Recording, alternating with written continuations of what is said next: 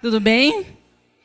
Então, eu sou a Flávia. Hoje eu vou falar um pouquinho sobre a evolução e distribuição geográfica dos felídeos, como os gatos foram parar na nossa sala de visitas. Então, vamos estudar um pouquinho dos felídeos, da sua evolução, da sua distribuição geográfica e um pouco da domesticação do gato doméstico. Quem tem gato aqui? Quem gosta de gato? Eu também. Quem não gosta, eu garanto que depois dessa apresentação vai começar a gostar um pouquinho mais, tá bom? Então, vamos lá. Atualmente eu trabalho com roedores, mas hoje, então, vamos falar de felinos, apesar que no decorrer da palestra eu vou, em algum momento, citar um pouco os roedores, só que eu não vou falar muito agora para não estragar a surpresa. Então, vamos lá. Quando vocês olham esses animais aqui, um leão, uma onça, o gato doméstico, o que vocês já reparam assim que vocês batem o olho no animal? Que eles são felinos. Então, eles são animais com uma característica muito grande. Então, eles têm uma felinidade, né? A gente pode dizer que sim. Mas quem são os felinos? Então, eles são animais pertencentes à família Felidae, a família dos felídeos. Compreende, então, o leão, o tigre, o leopardo, a onça, o gato doméstico, entre outros. Eles atualmente estão distribuídos em 37 espécies. E eles descendem de 8 linhagens, ou grupos distintos, que foram se ramificando, com o passar dos anos, da evolução. A primeira linhagem é o pantera, a segunda é do gato da Bahia, a terceira do caracal, a quarta da jaguatirica, a quinta é do lince, a sexta do puma, a sétima do gato leopardo asiático e a oitava do gato doméstico. Então, nós vamos falar um pouquinho sobre essas 8 linhagens no decorrer da apresentação, ok? E quais são as espécies encontradas no Brasil atualmente? Só para ilustrar, eu coloquei aqui. Nós temos o gato maracajá, o gato do mato pequeno, o gato palheiro, a jaguatirica, o gato mourisco, o gato do mato grande, a onça pintada, a sussuarana, que também é chamada de puma, ou onça parda. Então, são esses que são encontrados atualmente no Brasil. E vamos falar, então, um pouquinho da história evolutiva dos felídeos. Esse aqui é um gênero chamado Miacis. Esse animal aqui é considerado a mãe dos carnívoros. Quem são os carnívoros? São um grupo que, atualmente, fazem parte os felinos, assim como os canídeos, as lontras, os ursos, as doninhas, são todos carnívoros e todos descendem, então, de um grupo desse grupo, dos miacídeos. Esse grupo, essa família de miacídeos, ela se expandiu logo após a era dos dinossauros, há aproximadamente 60 milhões de anos. Correspondiam a animais de pequeno porte, um corpo alongado, uma cauda longa, patas curtas. E, a partir do miacídeo, evoluiu um gênero chamado Proailurus, que significa gato que apareceu cedo, aproximadamente 25 milhões de anos. Alguns estudos genéticos afirmam que ele já era um felídeo, realmente já era um gato, um felino, enquanto outros estudos o colocam na posição de um membro basal da família dos felinos. Então, ele surgiu há 25 milhões de anos, ele também tinha um corpo alongado, tinha garras retráteis, uma cauda alongada. Era provavelmente um animal arborícola. E, durante o curso, então, da evolução, surgiu o Pseudaelurus, que é considerado, então, o ancestral atual de todos os felinos atuais. Ok? Ele foi um animal que viveu entre 10 e 20 milhões de anos. Provavelmente ele era um ótimo escalador, ele era muito ágil. E aqui é uma mandíbula dele que foi encontrada, que atualmente está num museu lá da Alemanha. Então, a história dos felinos ela é considerada obscura. Por quê? Porque os fósseis, eles são muito esparsos, um está aqui, outro está ali, é muito difícil, né, de se encontrar.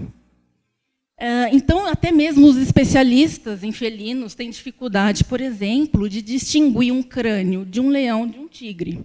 Então, daí a dificuldade de se estudar a distribuição desses animais. Atualmente, o que tem ajudado bastante é o sequenciamento genético, né, onde vários especialistas eles trabalham na construção da árvore filogenética da família. Quando a gente fala filogenia, seria as relações de parentesco entre os seres vivos. Okay? E, a partir disso, nós conhecemos hoje os vários processos migratórios que esses animais sofreram no decorrer, né, dos anos, no decorrer da evolução. Então, como estudar a distribuição geográfica dos felídeos? Então, nós temos que determinar a distribuição atual e a distribuição de seus ancestrais através dos vestígios paleontológicos, fazer uma análise geológica através da composição de depósitos sedimentares e variação dos níveis dos oceanos, e também a análise do DNA, através, né, de determinada sequência genética, nós podemos trabalhar com isso. Mas o que desencadeou a distribuição e a especiação dos felinos? Primeiramente, foram o nível baixo dos oceanos, onde são formadas pontes de terra, que ligavam, então, os continentes, e, com isso, os animais ficam isolados uns dos outros, porque eles atravessam nessas pontes de terra, vão para outro lugar, e, consequentemente, eles ficam isolados geograficamente de outros animais. O isolamento em continentes ou ilhas, eles, então, provocam um distanciamento genético entre as populações e, consequentemente, o afastamento reprodutivo, o que gera um processo que nós chamamos de especiação, que nada mais é que a evolução, o surgimento de uma nova espécie. E por que os felídeos migraram? Saíram de um determinado local onde eles estavam e foram para outros locais. Então, o comportamento dos felídeos ele exige que os animais se espalhem a cada geração. Na adolescência, machos e, eventualmente, fêmeas também, eles são forçados a abandonar o seu local de origem. Eles também têm a necessidade de seguir presas migratórias. E eles, como eles são predadores muito ágeis, então eles seguem essas presas, então eles têm a capacidade de explorar novos territórios, novos espaços.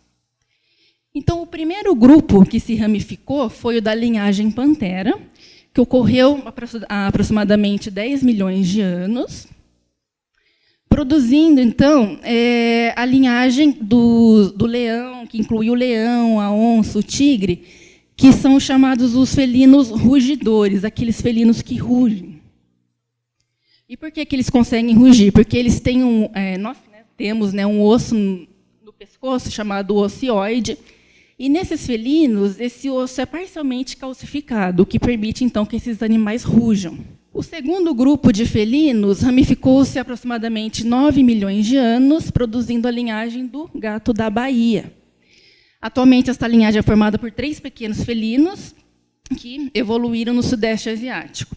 Aqui um exemplo é o gato da Baía de Bornéu. É muito difícil, né, fazer um registro desse animal na natureza. O terceiro grupo levou à separação e provocou a linhagem do caracal, atualmente apresentada por 3 espécies de médio porte. E como que ocorreu a primeira onda migratória dos felinos? Então, os progenitores das 3 espécies de caracal, eles cruzaram a África entre 8 e 10 milhões de anos, no que é chamada, então, a primeira migração intercontinental dos felídeos. Então, eles cruzaram aqui através do Mar Vermelho. Nessa época, o nível dos oceanos abaixou aproximadamente 60 metros, onde formou uma ponte de terra aqui no Mar Vermelho, e esses animais puderam cruzar aqui a Europa, sair da Ásia, cruzar a Europa e se encaminharem, né, migrarem para a África.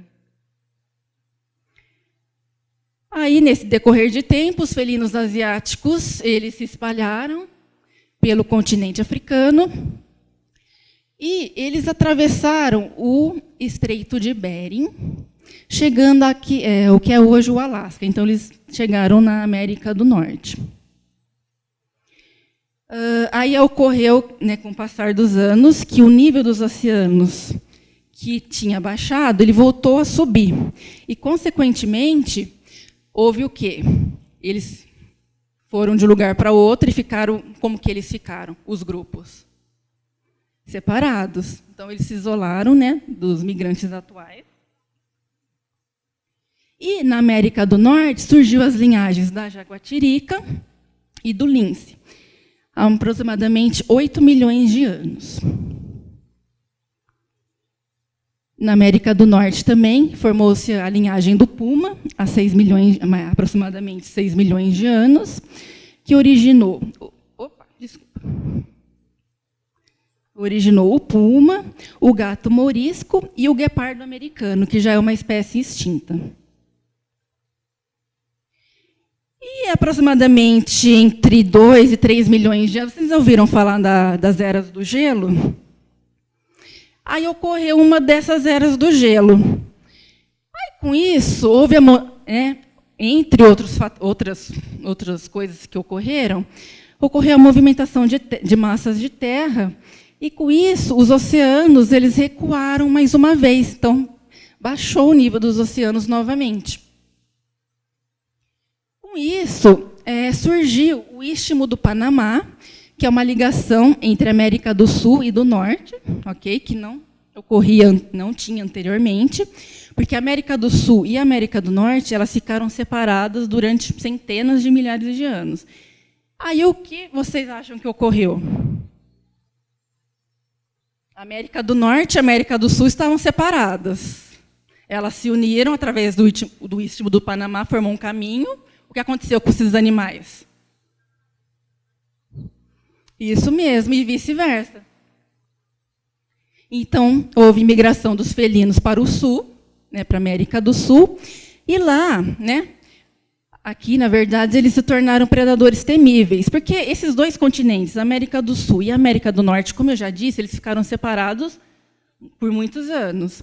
Então, aqui na América do Sul já tinha os predadores característicos. Na grande maioria eram os carnívoros marsupiais. Vocês já estudaram os animais marsupiais? São aqueles que não têm placenta. Então, eles têm uma outra forma de reprodução. Só que, com isso, os felinos eles eram já predadores temíveis, eles eram muito ágeis, tal, e eles acabaram por extinguir os outros predadores carnívoros que existiam aqui, não foram pares para eles. Durante a formação do Istmo do Panamá, né, no decorrer dos anos, ocorreu o que a gente chama de grande intercâmbio americano, que foi, então, a migração de animais terrestres e aquáticos do norte para o sul, né, atravessando a América Central, e indo para o sul, e vice-versa, os animais do sul indo para o norte. Mas aí, com o decorrer dos anos, teve o degelo. A era do gelo estava indo embora. Aí teve um período que a gente acredita que teve um cataclismo aqui na Terra. Alguns cientistas afirmam que foi um asteroide que caiu, tal. E, com isso, 40 espécies de mamíferos da América do Norte foram dizimadas. É o que a gente chama da extinção do período Pleistoceno, onde 75% dos animais de grande porte foram extintos na América do Norte. Aí você pensa, o que será que aconteceu com os felinos que viviam lá? Será que eles foram extintos também? O que vocês acham? E por quê? Porque um período antes de ocorrer esse cataclismo, ainda no período Plioceno, houve a segunda onda migratória dos felinos. Então, eles escaparam da América do Norte antes de haver o período de extinção. Porque eles foram espertos, né? Foi no período Plioceno. E, com isso, como que os guepardos, então, escaparam da extinção, aqueles que viviam na América do Norte? Ocorreu que alguns ancestrais, então, voltaram para a Ásia e depois para a África, onde eles vivem até hoje.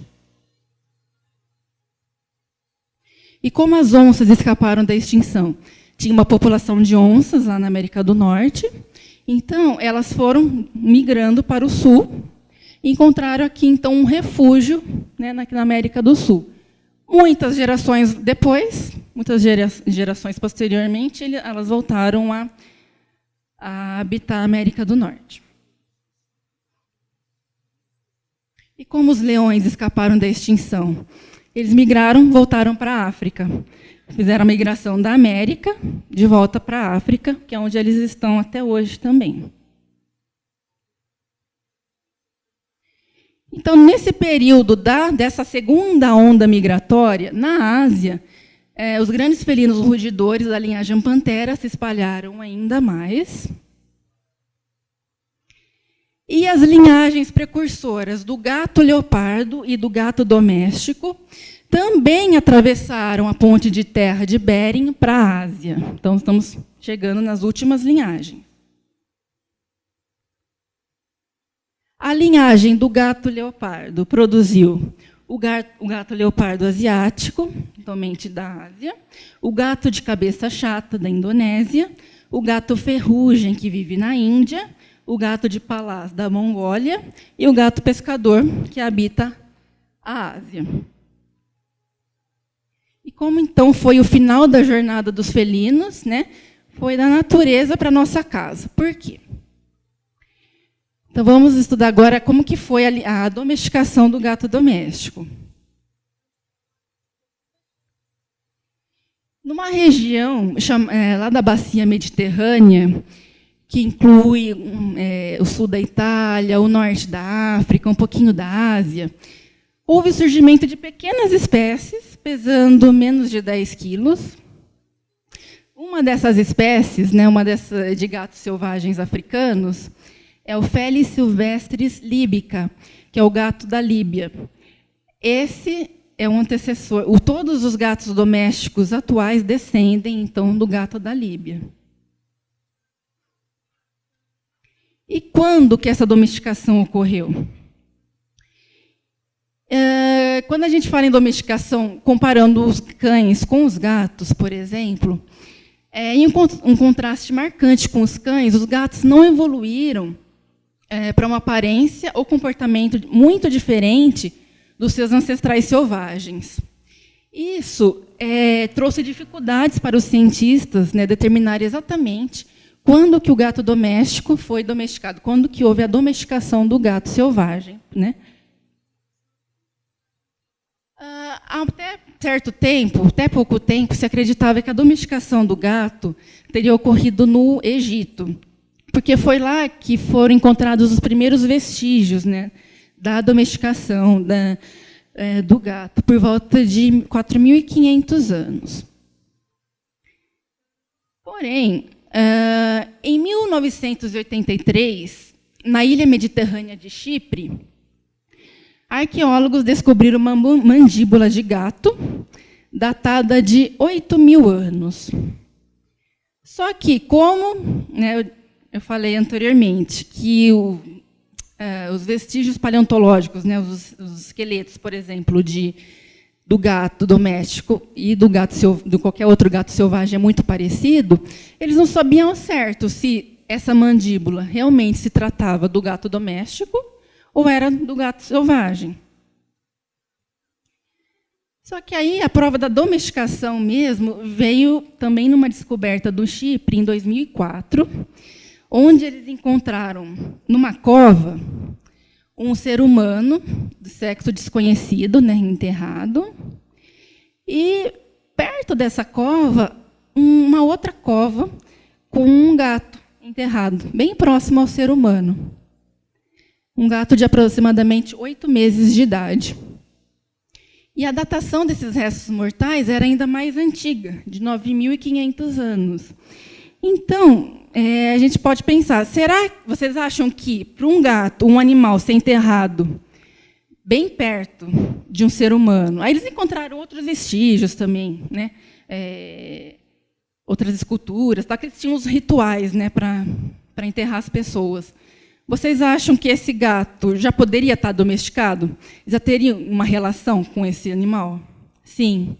Então, essa foi a prova mais contundente da domesticação do gato, então, que ocorreu, né, com essa datação de 9.500 anos. E aí, num estudo realizado, né, que foi publicado pela revista Science, em junho de 2007, então, nós tivemos um estudo baseado em análises genéticas que afirmaram que os gatos domésticos tiveram todas origens nos gatos selvagens do Médio Oriente, num processo que os cientistas especulam ter começado há aproximadamente, né, 10.000 anos.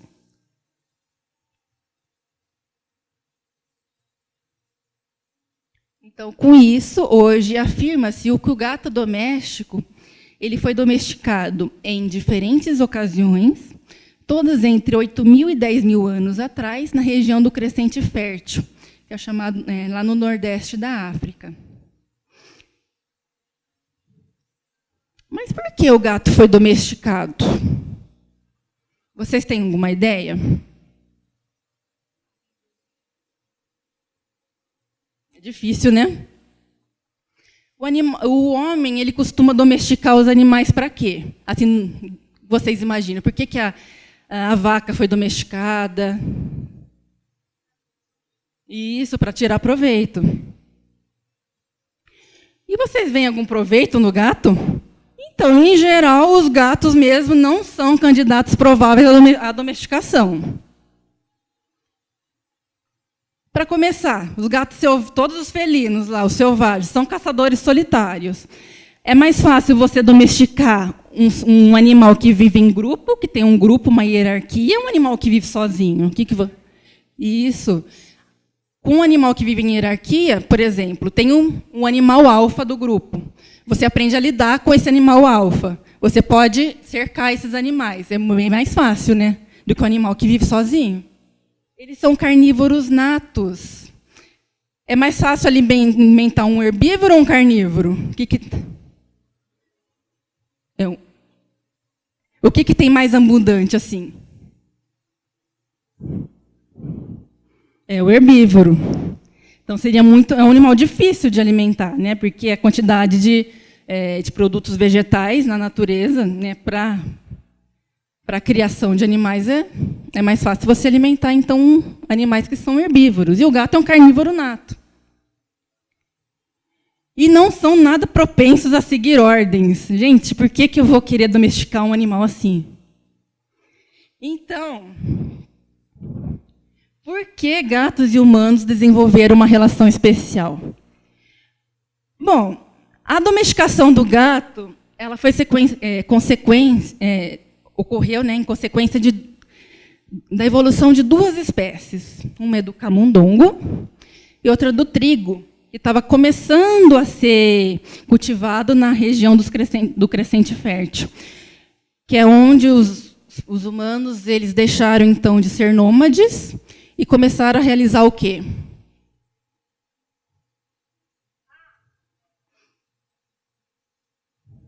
A agricultura, isso mesmo. Aí, com isso, eles começaram a plantar trigo, cevada, outros vegetais, e isso começou a atrair quem? Vocês lembram do desenho do Tom e Jerry? É da minha época. O que o Tom adora fazer? Caçar o rato. Ele vivia atrás do Jerry o dia inteiro, né? Aí vocês imaginam, eu estou numa região ali, com um monte de plantação. Atraía roedores, entre eles o camundongo. Aí, naquela região do Crescente Fértil, tinha muitos gatos selvagens. O que começou, então, a atrair esses gatos para perto dos humanos? Os ratos. Muito bem. Então, houve, então, essa proximidade dos gatos selvagens, né, nas regiões onde viviam os seres humanos, procurando atrás de ratos, também ocasionalmente de lixo, né, ou seja, comida abundante.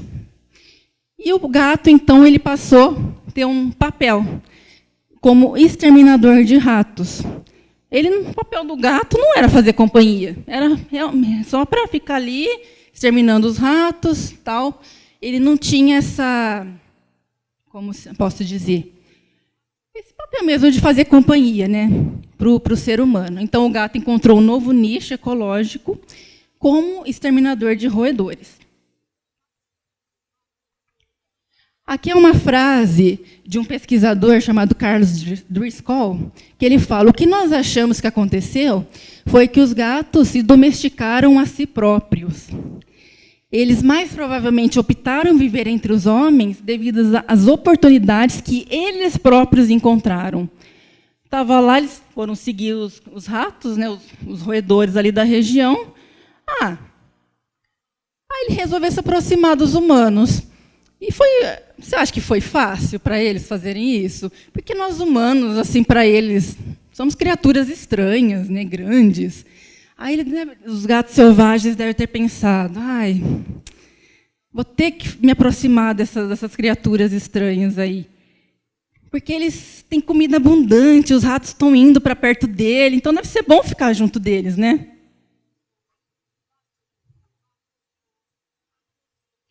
E por que só que o Felis silvestris libica, o gato da Líbia, foi a única espécie de gato selvagem a ser domesticada? Porque todos os gatos domésticos atuais carregam uma assinatura genética muito parecida com o gato selvagem africano. Então, todos descendem do gato selvagem africano, o gato da Líbia. Então, é assim, ao se defrontar com um perigo, um animal tem duas opções: lutar ou evitar, ou fugir. Lutar ou fugir. E acredita-se que o gato selvagem africano, o gato da Líbia, ele teve a coragem de lidar com esse medo que ele tinha de uma coisa nova, que foi os humanos, e não fugir. Ele teve coragem de encarar a proximidade humana. Ele foi a única espécie capaz de fazer isso. Então, foi por isso que ele foi a única espécie de gato a ser domesticada. Então, com o decorrer dos anos, né, os gatos selvagens ficaram ali entre os humanos. Aí tinha os mais bravos, os mais mansos. Aí os mais mansos foram ficando, foram se reproduzindo, foram tendo filhotes. Qual é a tendência que eu tenho de um animal manso, quando se reproduz com outro mais manso, que a cria deles também seja mais mansa? E assim foi. Então, o comportamento do gato, ele já estava sendo definido tanto pela seleção natural quanto por intervenção humana. Isso gerou algumas mudanças fisiológicas e físicas no animal. Por exemplo, com o passar dos anos, regiões do cérebro dedicadas a mapear terrenos diminuíram, porque eles não tinham mais que percorrer terrenos, uma extensão muito grande de terrenos, assim como os gatos selvagens. Isso ocasionou, então, a redução do cérebro do gato em quase 25%.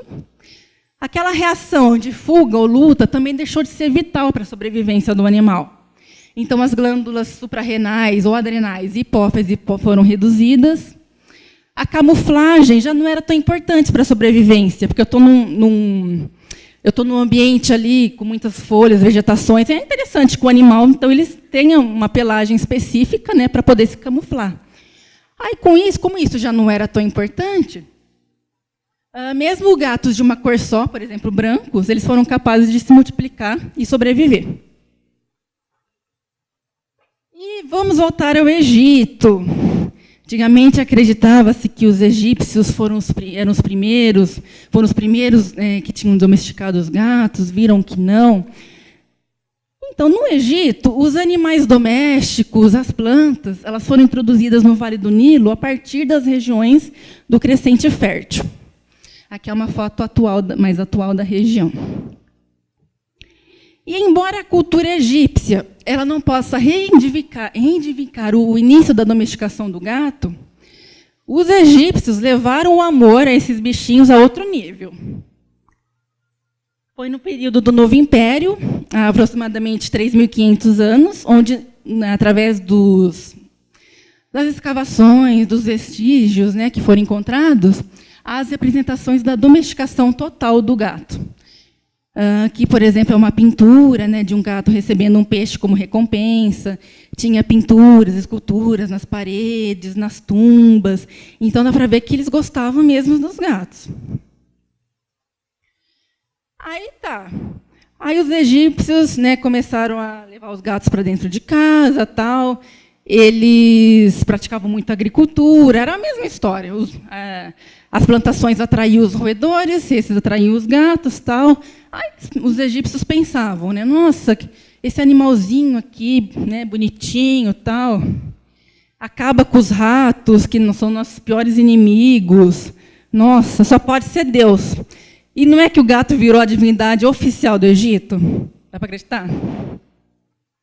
Há 2.900 anos, o gato doméstico, então, ele virou a divindade oficial do Egito na forma da deusa Bastet. Era uma deusa com corpo de mulher e cabeça de gato.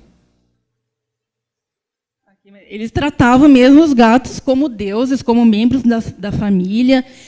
Uma pessoa que fosse pega maltratando ou matando um gato era punida com pena de morte. Um gato da família, quando morria, as pessoas raspavam a sobrancelha como sinal de luto. Então, eles tratavam os gatos mesmo como membros da família. Eles proibiam a exportação de gatos do Egito para outras regiões. E por aí vai. Só que essa proibição na exportação não foi muito eficaz, não. Logo, né, durante as rotas comerciais que o Egito fazia com a Grécia, com outras regiões da Europa, os gatos, então, eles começaram a sair do Egito e irem para outras regiões, por exemplo, para a Grécia, né, nas embarcações. Eles viajavam, pegavam uma caroninha, né, com os viajantes das embarcações.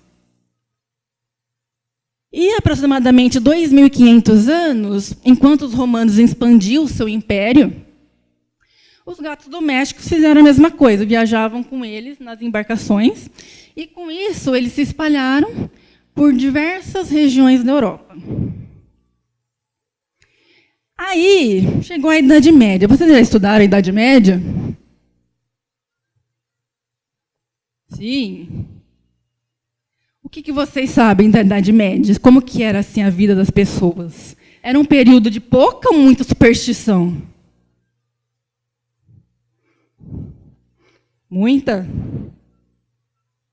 Era uma vida um pouco difícil, né? E vocês acham que a Idade Média foi fácil ou foi difícil para os gatos? Imagina, né? As pessoas num período cheio de superstições, o gato, um bichinho assim, ágil. As pessoas falam, que bicho esquisito, né? Vocês acham? Que o gato é muito ágil, né? Ele está aqui, daqui a pouco ele está em cima do muro, daqui você fala, onde esse gato foi parar? E as pessoas começaram a ficar com medo. Então, os hábitos noturnos dos gatos, o seu andar silencioso, isso foi fazendo com que as pessoas ficassem, opa, que bicho que é esse? Aí vocês veem até hoje, os gatos, os olhos deles, eles brilham, né, no escuro. Você imagina uma pessoa da Idade Média ver isso? E que você acha? Então a gente fica, né, com medo. Aí, entrando na Idade Média, surgiu um culto pagão à deusa Freia. Ela era uma deusa da fertilidade, do amor, e ela tinha uma carruagem puxada por 2 gatos. Imagina. E, nesse momento, né, houve a dominação, né, dos princípios religiosos da Igreja Católica. E, em 13 de junho de 1233, o Papa Gregório IX definiu que era um gato. Ele fez a definição de um gato e foi para um documento oficial da igreja. Simplesmente, no documento, o gato preto foi descrito como a encarnação do demônio. Pronto. Gente, o gato era no Egito, ele era Deus. Por que mudou agora completamente a história? E com isso foram os gatos pretos, os gatos brancos, todos os gatos, né? Aí começou, lembra das bruxas, da bruxaria, começou nessa época, né? Assim, tal fulano é bruxa, vai, né? Vai para o tribunal da Santa Inquisição, vai para a fogueira. Iam todas as bruxas e, consequentemente, os gatos iam também. Então, a Idade Média, aqui é só uma pintura, essa já é mais recente, de 1903, né? É uma pintura que simboliza uma mulher, uma bruxa, e sempre com o gatinho preto. Então, a Idade Média foi um período muito, muito hostil para os gatos. Foi o período da história onde ocorreu o maior declínio de gatos, né, da população felina. Aí essa paranoia causada pela Inquisição acabou tendo um preço elevado. Vocês lembram de uma doença que ocorreu durante a Idade Média? Peste negra. Isso aí. E como que as pessoas pegavam a peste? Alguém sabe? Com roedores. Os roedores, na verdade, eram roedores que estavam contaminados com pulgas, né, que eram portadoras da doença. Aí pensa, decai a população felina na época. Cresce o número do quê? De ratos, que estavam perdendo os seus inimigos, seus predadores naturais. Então, cresceu o número de roedores infestados com a doença. E isso ocasionou, então, o surto da peste negra, que dizimou cerca de 75... alguns historiadores dizem que foi de 25 a 75 milhões de pessoas na Europa. Correspondia a 1/3 da população da época. E culpa dos bichanos? Porque, assim, tudo era culpa das bruxas ou dos seus gatos. Toda catástrofe que ocorria na época era culpa de alguém. Aí eles culpavam os gatos. Mas era o contrário. Não era por eles, né? Por causa deles, era pela falta deles. Né? Aí a perseguição dos gatos teve um fim, que foi durante o reinado do Luís XIV, rei da França, que ele gostava de gatos. Aí as pessoas começaram a perder esse medo dos gatos e tal.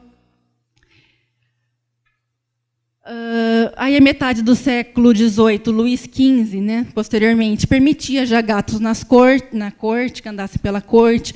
Ele começou a ser adotado pelas pessoas, principalmente pela nobreza. Então, nessa época, ficou muito comum as pinturas, né, das nobres francesas segurando um gatinho. Então, ficou chique ter um gato. Mudou de novo a história, né? Aí, mais recente, a rainha Vitória da Inglaterra, ela começou a se interessar por gatos à medida que iam sendo descobertos os vestígios, né, lá no Egito. E ela ficou muito impressionada com a adoração que os egípcios tinham pelos gatos. Logo aí foi apresentado a ela um gato persa azul, foram 2, na verdade, e ela adotou esses gatos e virou moda ter gato, a partir daí. Aqui é só para ilustrar, os gatos, né, quando começaram a viajar nas embarcações, eles começaram a ser chamados gatos de navio, né, porque eles viajavam junto com os tripulantes para dar conta dos roedores, para não ter contaminação da comida, né? Então, eles viraram mascotes dos navios. Aqui é uma foto do Churchill, que ele foi primeiro-ministro britânico durante a Segunda Guerra Mundial, ele afagando um gatinho, que era mascote de um navio. Então, atualmente, a espécie do gato é a Felis silvestris catus. Ela é considerada, então, uma subespécie do gato selvagem africano, do Felis silvestris libica. Atualmente, são reconhecidas quase 60 espécies de gatos. Hoje vivem no planeta cerca de 600 milhões de gatos. Ela é praticamente a única espécie de felino, de felídeo, que não está ameaçada de extinção. Então, é a espécie felina mais bem-sucedida. E o gato é o animal de estimação mais numeroso em países ricos, como Estados Unidos, Alemanha, França. Hoje, aqui no Brasil, a população de cães domésticos é ainda maior que a de gatos, mas há uma estimativa que, daqui a 10 anos, a população então, de gatos vai ser maior do que a de cães. E o gato, ele é muito chamado como o animal ideal do século XXI. Né? Muitas pessoas... Está muito crescente o número de pessoas que acabam adotando o gato como animal de estimação pelo seu estilo de vida. Né? Hoje as pessoas trabalham mais fora, e o gato é um bicho mais independente, não precisa de tantos cuidados como o cão, como, por exemplo, ser levado para passear. Tal. Então, esse estilo de vida das pessoas tem feito com que elas adotem, né, os gatos. Aí uma provocação. Será que os gatos atuais estão realmente domesticados? Muitos especialistas dizem, sim, estão, mas apenas o suficiente, porque eles ainda carregam muitos traços selvagens, né, dos seus ancestrais. Então, muitos cientistas dizem que o gato ele é semi-domesticado, e que a domesticação completa vai ocorrer ainda nesse século. Ele vai, com o passar do tempo, né, da seleção genética, tal, ele vai perder um pouco das características selvagens deles. Aí uma frase, né? Quem tem gato sabe, como todo dono de gato sabe, ninguém é dono de um gato. Né? É um animal muito independente, tal. É companheiro, sim, né? Tem esse preconceito contra gato, mas ele ainda carrega esses traços, alguns traços mesmo, né, selvagens. Ele é mais independente, tal. O que seria a domesticação completa de um gato? Eu acredito que seria ele perder alguns traços, assim, por exemplo, da independência dele. Porque, assim, se você for comparar hoje os cães com os gatos, os cães eles são considerados mais independentes assim do homem. Lógico, tem a dependência num cão que vive em casa. Mas, por exemplo, comparar cães e gatos que vivem nas ruas. Um gato, aliás, ele consegue se virar melhor do que um cão para conseguir comida, para escapar de predadores e tal. Eu acredito que seria nesse sentido, dele perder algumas características, não sei se posso falar da personalidade dele, ou dos traços selvagens mesmo. Eles serem mais... Seria no sentido, eu acho que deles serem mais dependentes do homem ainda. Então tá, pessoal. Agradecemos mais uma vez a Flávia. Obrigada pela participação. Obrigada, gente.